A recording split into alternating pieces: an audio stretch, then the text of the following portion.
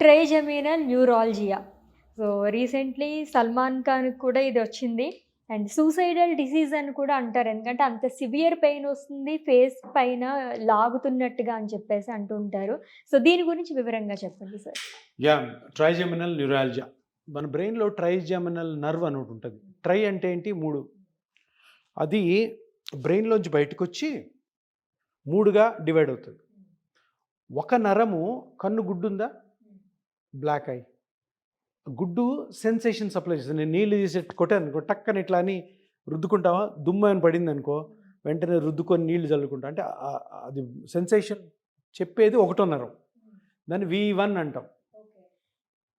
రెండో నరము ఈ ముక్కు సైడ్, ఈ చెంప పైన లిప్, దానికి సెన్సేషన్స్కి సప్లై చేస్తుంది రెండో నరం V2.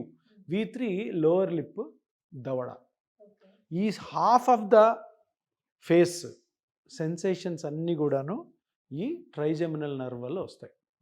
సో ఫేస్కి ఒక హాఫ్లో రైట్ నరం అయితే రైట్, లెఫ్ట్ నరం అయితే లెఫ్ట్.